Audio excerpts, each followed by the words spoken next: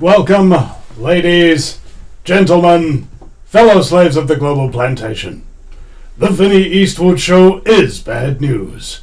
It's like the news, but worse. It's the lighter side of genocide.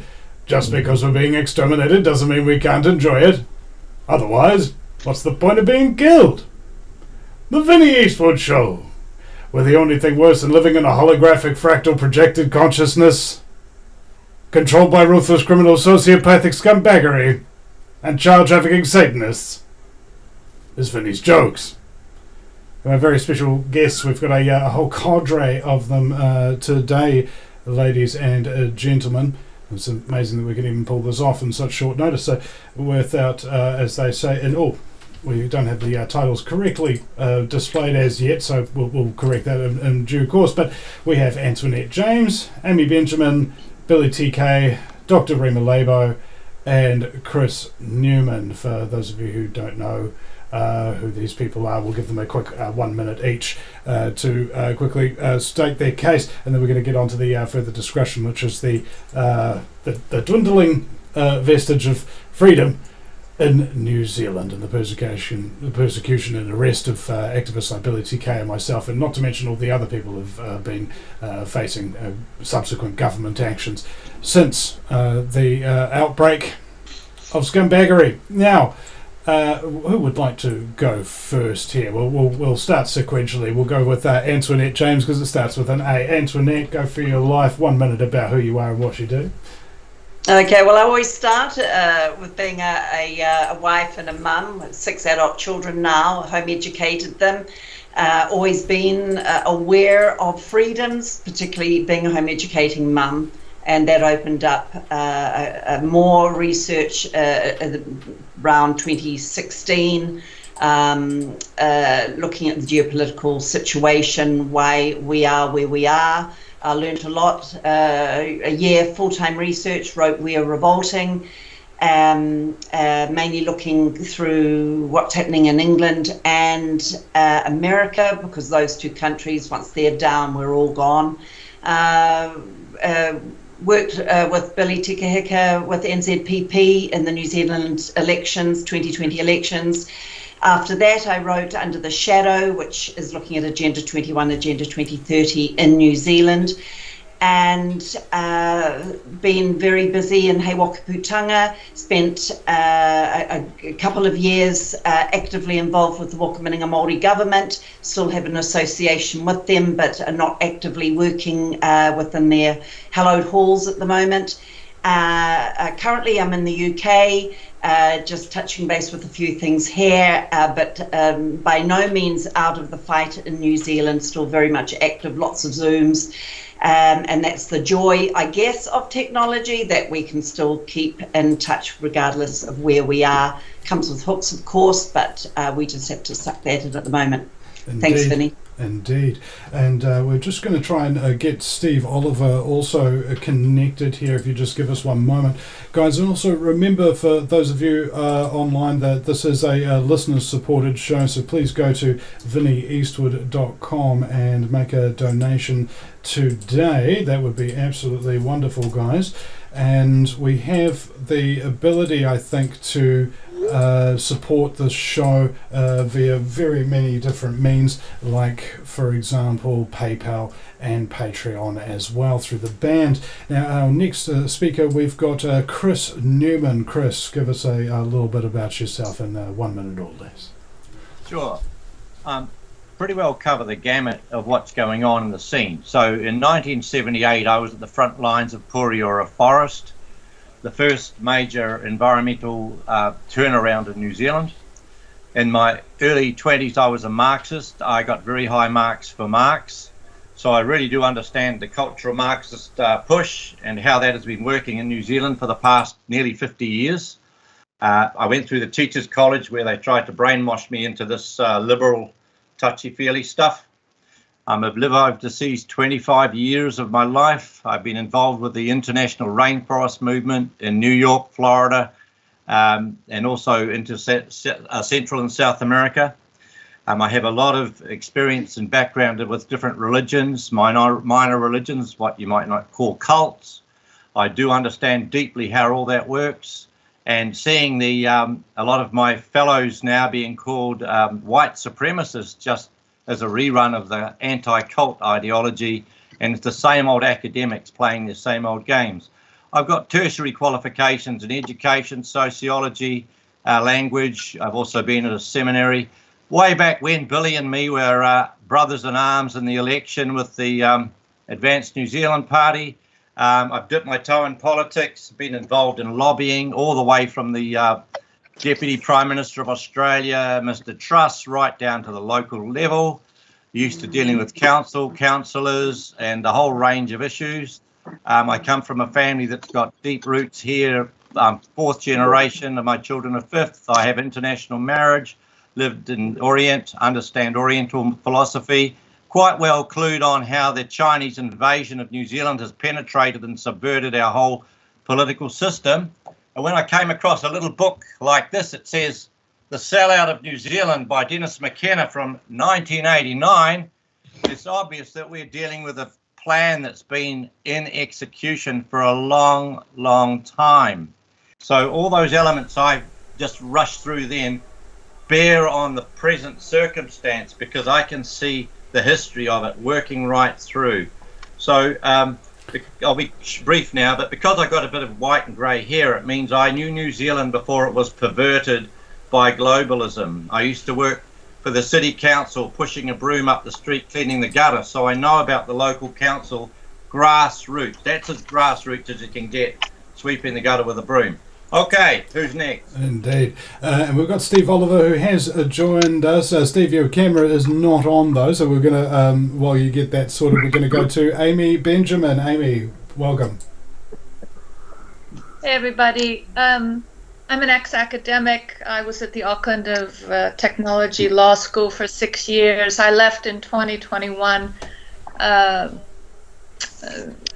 largely because the environment at the law school, and not just UT Law School, but I could see the writing on the wall. The environment at universities in general has become rather antagonistic toward critical thinking and freedom of speech. My interests as an academic were the fraudulent wars instigated by Western governments in I did case studies on the fraudulent intervention in Libya and Syria, separate studies.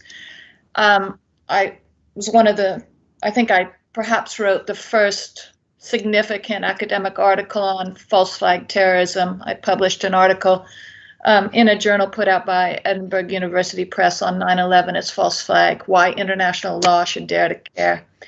And I've studied false flag state terrorism in general, and I produced a fairly large study on political secrecy and globalism, and the two are tied together because a global governance structure is so wrongful in terms of political morality that it has to be done rather secretively and under cover of banal and benevolent sounding slogans.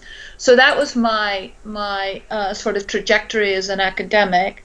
I think everyone can see that, the sorts of things I was interested in made me very well positioned to see in COVID a false flag on the medical side. And I didn't see it coming really until it was upon us. I was concerned more with kinetic false flags, more traditional false flags. But when it happened, it took me all of about 5 minutes to understand what we were looking at. And I've been sat in the naughty corner ever since, pilloried in the press and hit pieces and the like, all of which I'm very proud. I've worked with Billy rather extensively and had the honor to do quite a few interviews with Vinny, and I'm really happy to meet you all. Okie dokie, and we got Steve finally on the line there, brother. Steve, why don't you tell us a little bit about yourself in like 1 minute or less, if you can?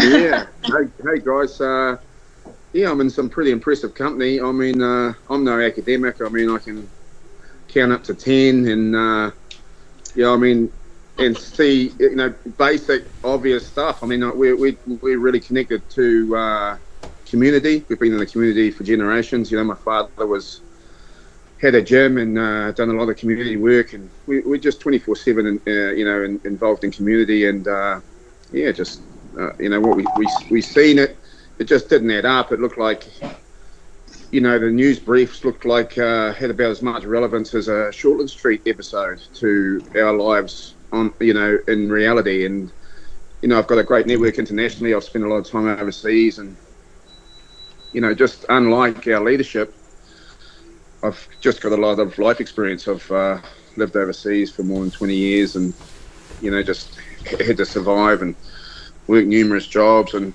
seen how it works on the street, and just the what we've seen coming through the news briefs, and that was just not reality. It was just absolute hysterical nonsense. And as far as the gym, we just decided to try and support the community when it was needed. I mean, there was a lot of mental health issues. People were getting locked up, and in lockdown mentality, and phobias and anxiety and stuff, and then we were told to close the gym to these people. So that's what we've done. We're just trying to support the community like we've always done. With that being said, we have so many guests here today. We're going to introduce them all. So we now have Dr. Rima Laibow. Come on and tell us a little bit about yourself for the audience here. Thank you. I am in august company, and I'm really delighted. Thank you for including me. I'm a physician. I live in the United States at the moment, and I'm from the United States. I graduated in 1970 from medical school, which is still in living memory, I am happy to say. And in the decades that followed, I have never written a prescription for a pharmaceutical, so that tells you that I do things a little bit differently.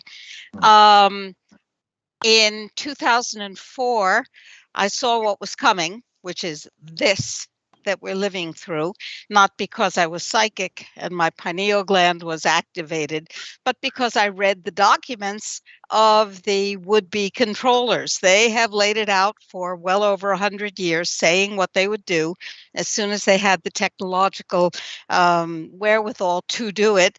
And I said to my husband, Major General Albert N. Stubblebine III, who was a brilliant strategic analyst, having retired from the U.S. Army as the head of their intelligence and security service. He was really good at what he did. I said, if somebody who doesn't approach this whole issue of health freedom from a strategic point of view, rather than a tactical one, doesn't get involved, we have no chance globally.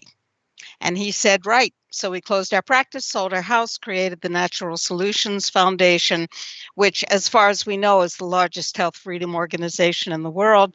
I urge everyone to go to Prevent Genocide 2030, preventgenocide2030.org, and poke around and take actions there. And if your country does not have an action item there to get out of the WHO, that's the World Holocaust Organization, and the United Nations, if your country does not yet have an action item there, contact me. I'm going to put my email in the chat, and we will put one up. If we don't get out of the World Holocaust Organization, then everything that they plan for us will occur exactly as they're bringing it forward. And I say no. Yes, I say it would be less than ideal. Billy TK, for last but least. Last but not least. Where is he? Billy's just finally muted and turned his camera off right at the time that we need him to be here. All right, well, that's the panel, ladies and gentlemen. Now it's a vanishing panel. Yeah. We can't predict these things.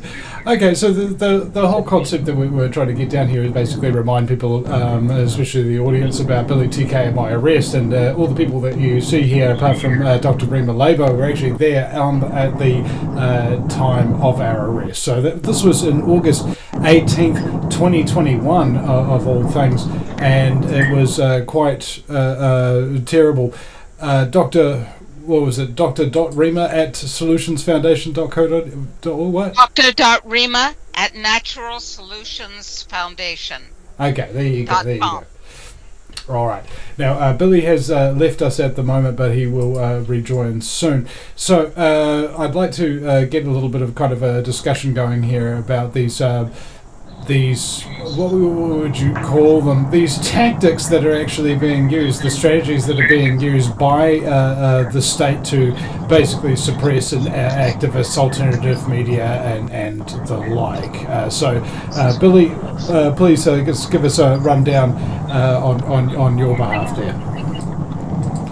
And you might need to get your headphones in there proper. He's driving at the moment, ladies and gentlemen, so might not be the case. Okay, next. Okay. Here he is. All right, I'm here. All right. Here I am. Yeah, kia ora everybody. I'm really delighted to be here. Everybody here is a really dear friend of mine, and just like Dr. Rima said, it's a very august panel that we have today. So I'm very delighted and humbled to be here. So basically, I'm a former international guitar player. I had a international career for about. No. Oh, he's driving his own almost bad 30 reception area there. years touring the world, playing guitar, and also an international businessman. Yeah, just make lots of peace. Well, sorry guys, this is a little bit difficult. So maybe when you get back into a better reception area, Billy will come to you. In the meantime, just please, Amy Benjamin, just from your point of view, what do you think that day kind of like represented? You called it the day democracy died kind of thing. Yeah, well, I went off to that rally, not having any concerns that it would be broken up and its organizers arrested. It never occurred to me going off to that rally that such a thing happened. Vincenzo, can you hear me? Yes, we can, Billy. But you've got a bit of a bad reception area, so we'll come back to you once you're in a better spot, eh? All right. Sorry, Amy. Continue. So I was mightily surprised. I went there, I was observing, I was supporting you and Billy, and then when I saw the two of you set upon by the police and arrested and taken away, I was absolutely gobsmacked. And I wandered back to my flat in Mission Bay and I sat down and I thought about it and I said, well, this has to be addressed. So I posted a YouTube video, my first ever, entitled, I think it was entitled "The Day Democracy Died," and it went viral because I was the only academic taking a stand against the COVID madness. The only academic, I think, except for Simon Thornley with his Plan B work over at the University of Auckland. I was certainly, I think, the only academic on the liberal arts side. I got into some hot water with my university, and then, with the larger New Zealand intelligentsia and political class, and hit pieces ensued. And that was the beginning for me when I saw what happened to you and Vinny. Absolutely crazy that the very thing you were protesting against, the lockdowns, was the legal justification for ending the protest. I thought, surely people see the problem with that kind of logical bootstrapping. I mean, it's bootstrapping 101. You can't close something down by invoking the correctness of the very thing being in controversy, being contested. It's like, shutting down an anti-war protest, saying that, the enemy will take solace in such a protest, that we have to shut you down. And the protesters would say, yeah, but we're contesting the need for this war. No, the war is good and valid, and you're giving consolation to the enemy by questioning the government. So down you go. I mean, it's the same illogic, and all the people out there who were cheering your arrest obviously did not enroll in Polemics 101, or if they did, they failed it. Yeah, there's quite a bit there. It was just sort of like it was a very emotional day, and a lot of people actually got depressed. Actually, that I spoke to after watching the footage there.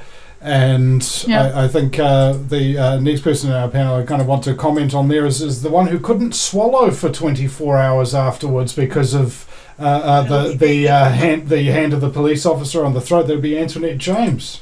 Yeah. Oh, that day was an amazing day. Same with Amy. We just went there to do what we should be able to do, is to have the right to protest, if you want to use that word, or have a voice, because how else do we do that? And yes, first I hedged around Billy once it looked like he was going to be arrested, and a policeman grabbed my arm. I ended up with bruises from that. He wouldn't let it go. I kept telling him to let me go. He was assaulting me. The weird thing with the police that day is they didn't give any of the public eye contact. This was a different kind of police or policeman that I had seen in New Zealand. It wasn't the type of policeman that was there to support the public. We were definitely the enemy that day, the way they grouped and came back out. And in fact, I think pretty much the protest was over once Billy had been taken away. And in fact, we had already crossed the street. We were starting to disband, but that didn't deter the police. They came out with their little books, or big books really, and they had names. They were going down those names. They came for Vinny, and I did what any self-respecting mother would do, although Vinny Towers is stand in front of him peacefully. And as I was doing that, yes, I had a policeman specifically target me and lunge through the crowd with his arm out and grab me around the throat. If it wasn't for two other freedom fighters pushing him off, I'm not quite sure what would have happened then, because he was moving because he had lunged, and I was starting to move backwards. And I did have difficulty swallowing for the next 24 hours after that. So, yeah, I think a lot of deaths that day, death of democracy, death of the police who are there supposedly under their oath to protect us, death of trust in the police. Billy had already organized that protest, speaking to one of the police hierarchy. It was all okay. So there were a lot of things that went down that day that destroyed any vestige of what New Zealand had been about. Yeah, and Steve, Oliver, you were there as well. What's your recollection? Yeah, I went along there with my uncle, and it was peaceful. It was a peaceful protest. There was absolutely no hostility, as per normal on our side. And we all got up and said something, and addressed. It wasn't a big crowd, and and then once the police had been given the green light, they just came for you and Billy, really. I mean, we were all there, so but they definitely had you guys in their radar. So really unfortunate, I've always had a lot of respect for the police, so I'm a big supporter of the police. We give discounted memberships to the force and to the guys because I believe they do a great job in the community. But there's been a real change in the mindset of us. I don't know if it's the whole force, but I think there's definitely an allocation within the force that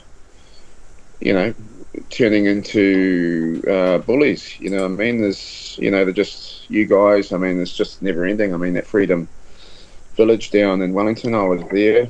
It's the most beautiful community project I've ever been a part of, as far as just the community coming together. It doesn't matter who you are or what your background is or what your skin color is or what your pronouns are. Everyone's together, you know what I mean? And everyone was there united as just to our human rights to not be forced to take a medical procedure. I think it's a pretty standard sort of argument. And there was people amongst the crowd that had been injured, vaccine injured, and just the government to sign off on something to say that they're not going to, they're not going to commute, they're not going to engage with the community or their people is, it's just they should be struck off their role. I mean, their role is to communicate what the people want, and they just all signed a document saying that they won't engage with the community, with the people. And then they sent in the heavies, and I know a lot of people in the force, and it started with the tow truck drivers. The Kiwi tow truck drivers didn't want to know about it, so the police, fell on deaf ears there to get all the cars towed away, and then they put an email out to the police, New Zealand police, and 99% of them just didn't respond, so they had to fly in Australians to come in and to deal out the justice or so-called justice over here to innocent people just protesting their basic human rights. And just recently you've got Liz Gunn just with a camera out at the airport, just basically just peacefully just asking questions to a couple of people, and then police coming in like it's like they got something to prove. It's embarrassing. You guys, the police are just embarrassing themselves, coming into with ladies and putting ladies down. I mean, how do they feel? I just don't understand the mindset. It's got to be, their parents have got to be proud, don't they? Proud of these cops using the, I guarantee it was their forefathers that fought against this sort of nonsense, this fascism. And then, down at Freedom Village, we're all walking back, and, we're all in groups, Māori, Pacific Islander, Asian, all walking together. And then they had an protest down there. Everyone 99% had pink hair and were white. And they're screaming out that we're racist and fascist. You know what I mean? They're just delusional.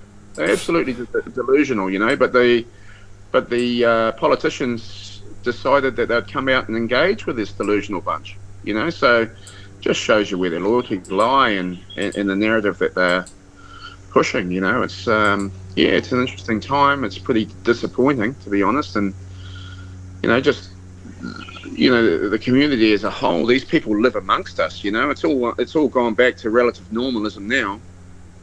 You still get the odd extremists running around with a mask on, but 99% of it's over.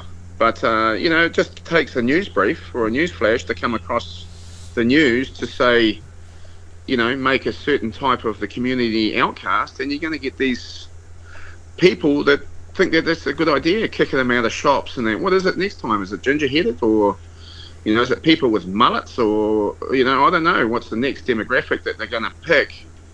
But you've got these sheep that just go along and think, they've got no... I feel frustrated. Oh, one moment, please, guys. We're going to have to go to break. We'll be right back after these messages, ladies and gentlemen. Please remember to go to vinnyeastwood.com and make a donation today, and check out Vinny and the Vendettas music over there as well. We'll be right back, folks. Yeah, freedom won't make it. No. You are tuned in to the Republic Broadcasting Network. Visit our website by going to republicbroadcasting.org. Hello? I can't hear what you're saying.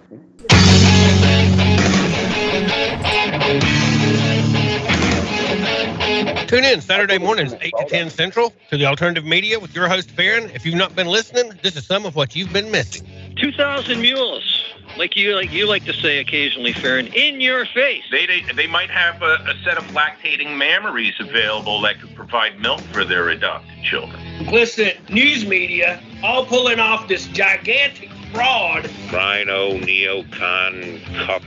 There's this wonderful thing called Vote With Your Feet. Move to California. I am a conspiracy factualist, and everyone else is a reality theorist. Hundreds, if not thousands, of ships came out of nowhere. Give me liberty or let's give you death. Any excuse to go and kill yourself for this fraud of a government. This goes back 100 years. When they come for your gold, give them a lead, and when they come for your guns, give them the bullets first. And God help us all. Extendivite is more than just a heart tonic. Most basic diseases are caused by yeast in the gut and metals in the liver, and we all have a bit of both. The garlic in Extendivite has a yeast-killing effect in the gut while also helping the sulfur enzyme in the liver get rid of the metals. Extendivite just may improve your overall health. Products like Extendivite are the only way we are going to get our society healthy. And if you're waiting for the government and pharmaceutical care to solve your health problems, you're going to have a long, disappointing wait, I think. Extendivite is a complete formula for extended life in the new millennium. 80 can be the new 60. Extendivite is available in capsule or liquid form for just $69.95 for a 2-month supply. To get started, call 1-877-928-8822. That's 1-877-928-8822 or visit heartdrop.com. Extend your life with Extendivite. Einstein once said, "Future medicine will be the medicine of frequencies." What did he know? Imagine you hear ocean waves caressing a beach, or a favorite song from the past, or the trickle of the babbling brook. All of these are sound frequencies that positively affect us. Terahertz is a soothing, healing frequency that has been proven to resonate at the same frequency as healthy cells. It penetrates the body and stimulates new healthy cell growth. Want to diminish muscle aches, joint pains, and experience a greater sense of well-being? Tired of spending money on short-term remedies that never seem to work? Soothing, healing, relaxing terahertz frequency is now available and as handy as flipping a switch. Terahertz technology is changing the course of what we were taught about how to maintain our health and well-being. To read more about this amazing breakthrough and to order your terahertz frequency wand, go to naturalearthmedicine.com. That's naturalearthmedicine.com.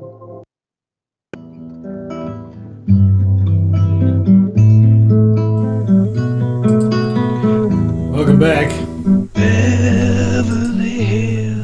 Welcome back, ladies and gentlemen, to the show that's all about the downfall of society. It's the Vinny Eastwood Show. And my very special guests are all on the panel here today. And we're trying to see if Billy TK's finally got some decent reception there. It seems a little bit pasty, so let's quickly go to Chris Newman. Chris, you've got to unmute and then start on speaking there, brother. Yeah, memories and thoughts from the day. How's that sounding, Vinny? Can you hear me now? Oh yeah, we can, Billy. We'll just go to Chris first, real briefly, and then we'll cut to you for the last. Go for your life, Chris. I had received visits from the police handing me a letter which warned me from attending any events that were being run by very doubtful characters. So I guess they were very concerned for my well-being and didn't want my pure soul to be influenced by the likes of Vinny and Billy. So, of course, I went down there with Bruce just to see what was going on. And the first thing we observed was not only the very peaceful and well-organised group of protesters, we might say, but the presence of a considerable number of police behind the building. So we realised this was a set piece.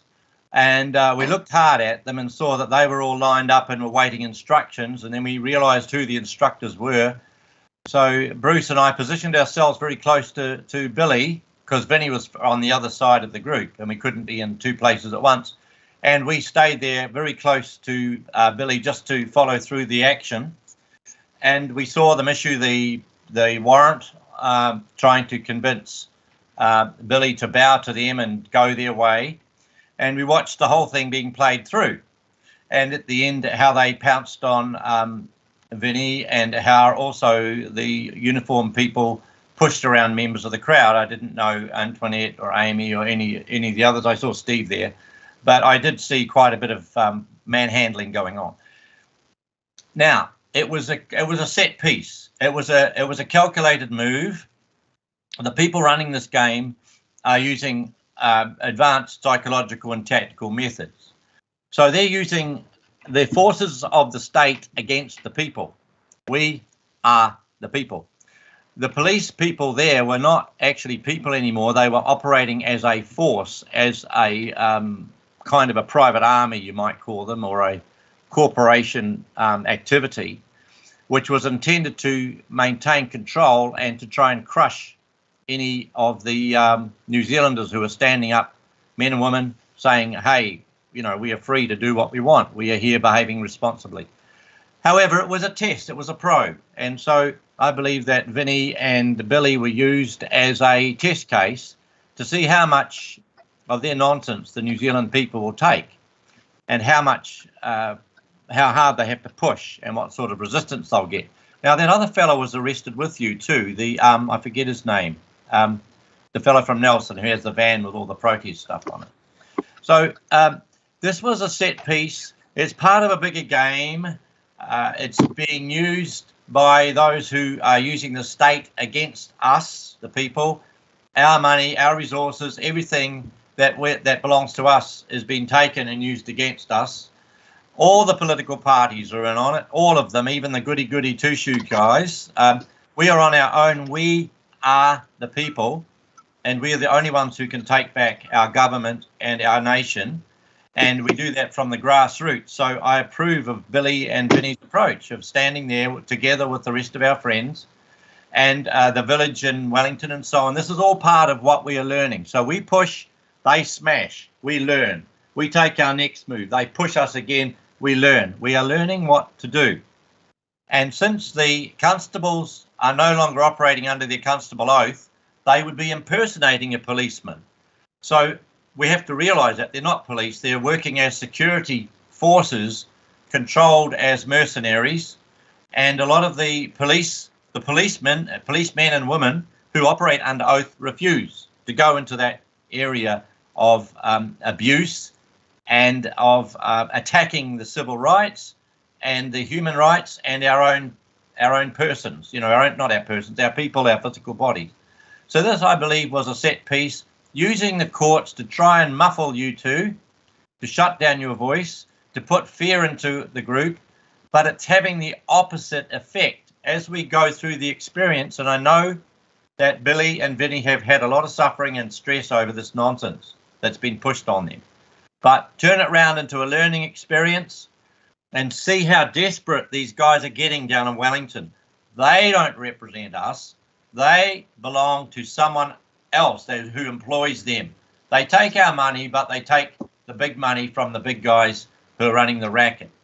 And their COVID-19 racket was being used to browbeat all the Kiwis and make them afraid of each other.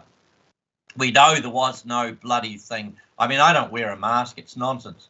We know that this COVID thing is just absolute nonsense. It's time we realised that everyone had a trip done on their head, and that the media was used and all of these things pretending they're normal again.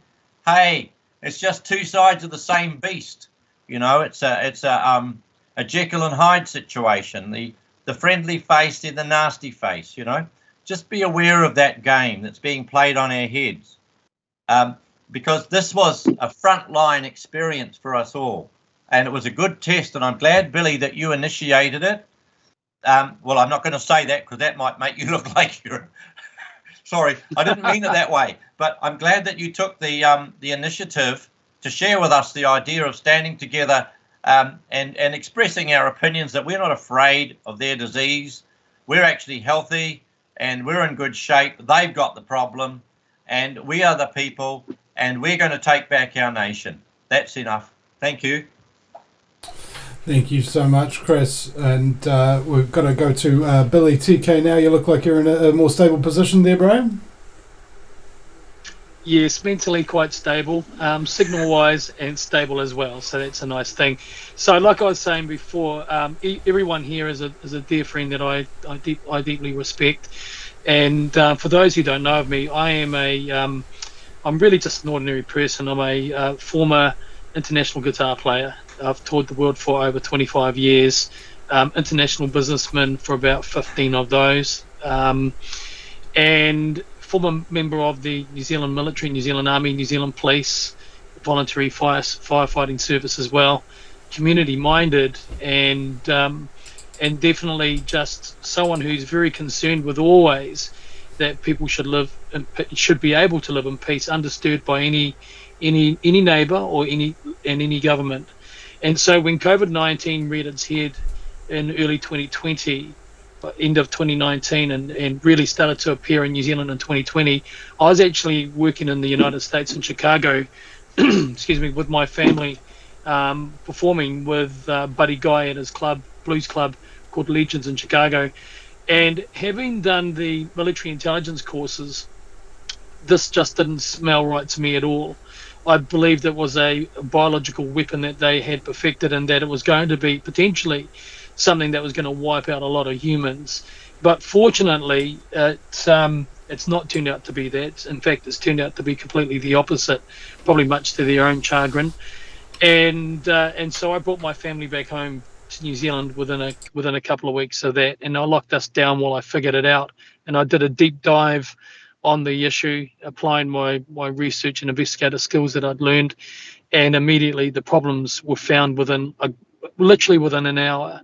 Literally within an hour, I'd found out that the conflicts of interest involved in this would definitely signal a massive problem with the foundation of the narrative, where you have Neil Ferguson, who receives Bill and Melinda Gates funding, who had been discredited twice before for alarming the UK public about his modellings, now standing on the same platform telling the world that the SARS-2 COVID-19 was going to be the most deadliest thing that we've seen since the 1918 Spanish flu.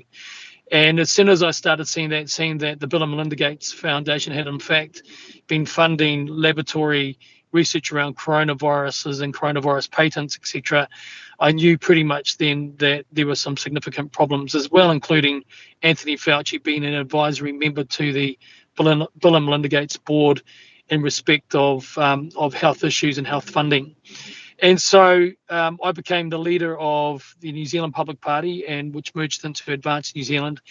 And we were a movement that I don't think New Zealand had ever seen before or will see again. It was a very organic and gentle and pure civil liberties and freedoms and democracy focused movement. I'm not a politician. I don't trust them. I don't like them, generally speaking, except for, two or three exemplary personalities. The ilk of person that finds himself in Parliament is literally there because they've been put there because they're a safe bet.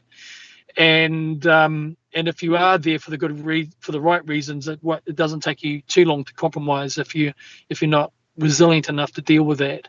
So where I stand on all this is myself and Vinny were arrested on August the 18th to protest against lockdown harm, which is the evidence by that time in 2021.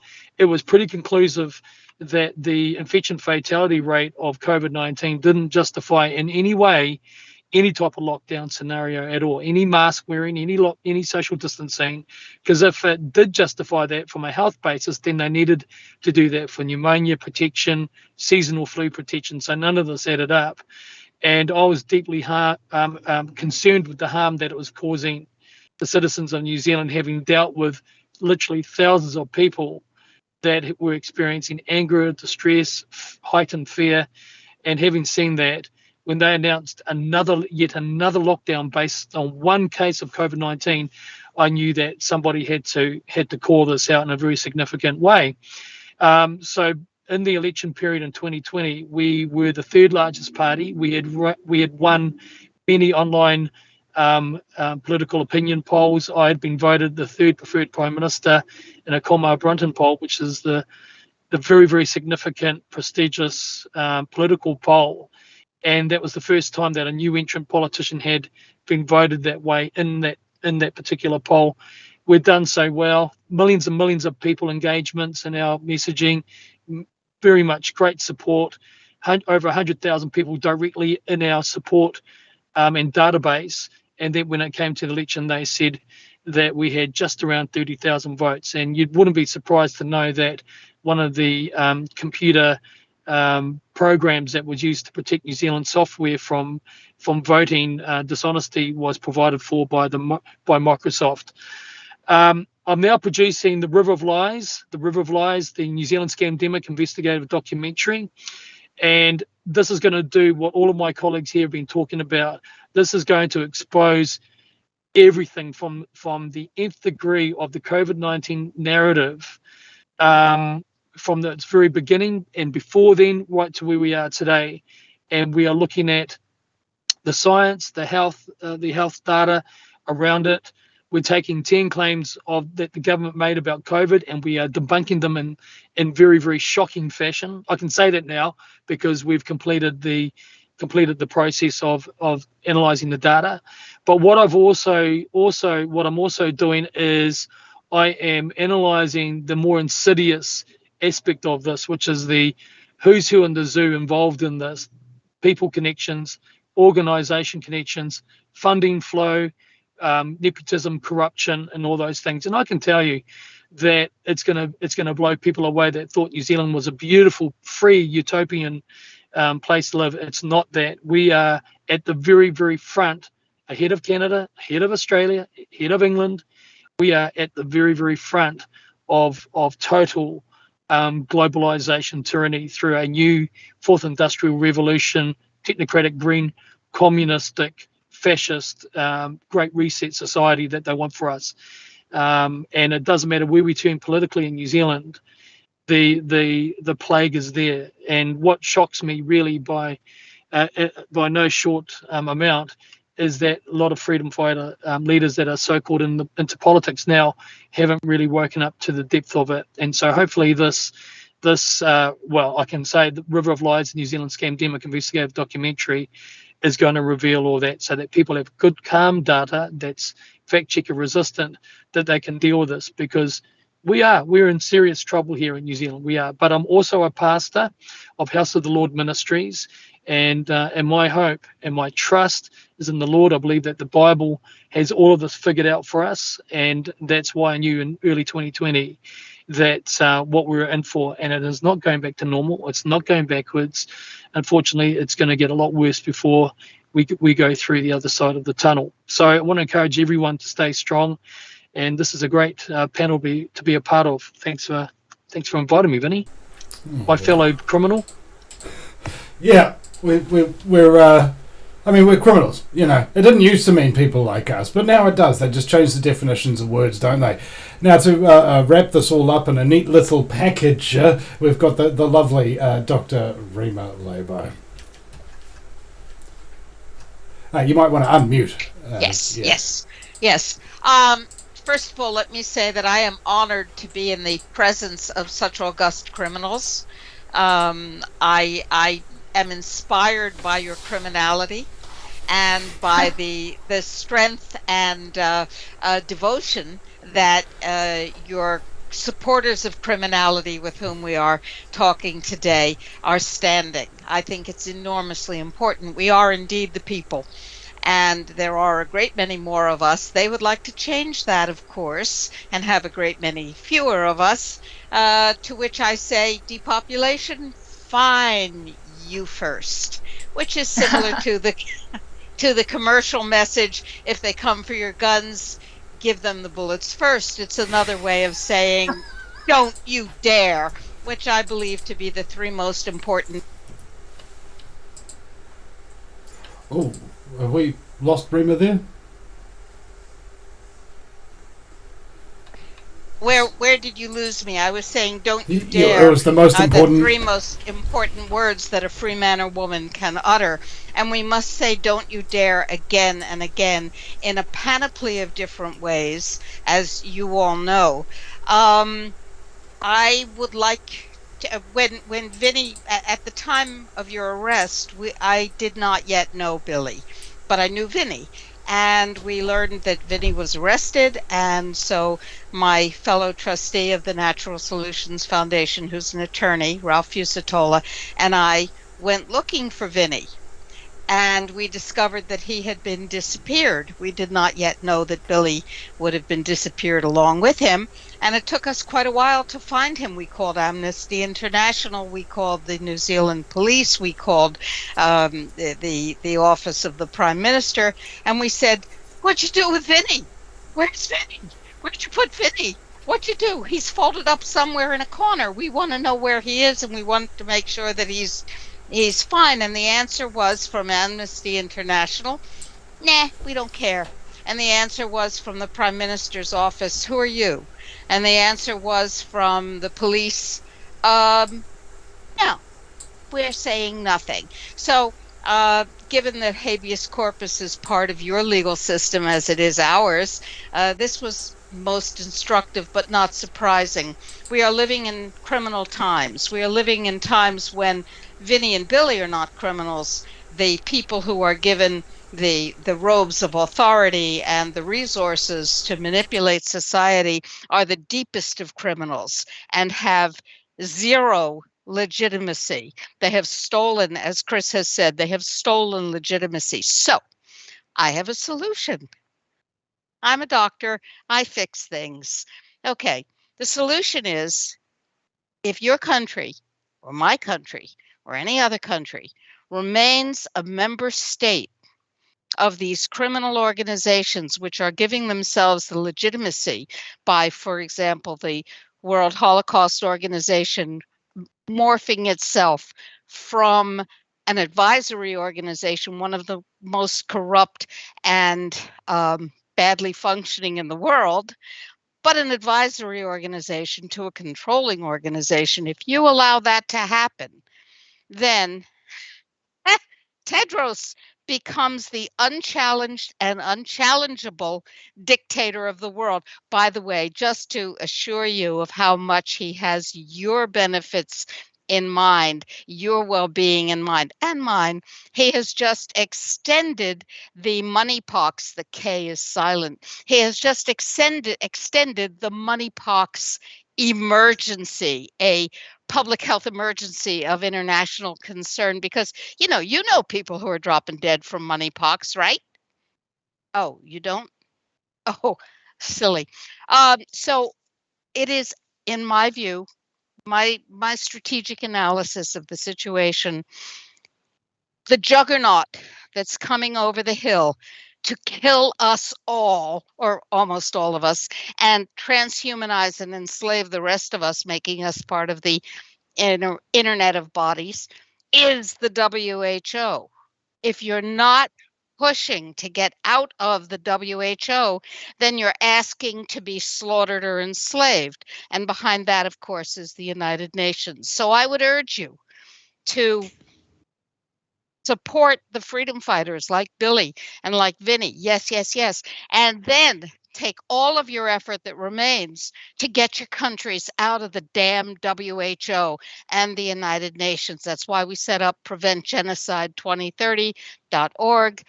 It is not only imperative, it is essential for survival of the human genome and the human species. It's that bad as far as I can see.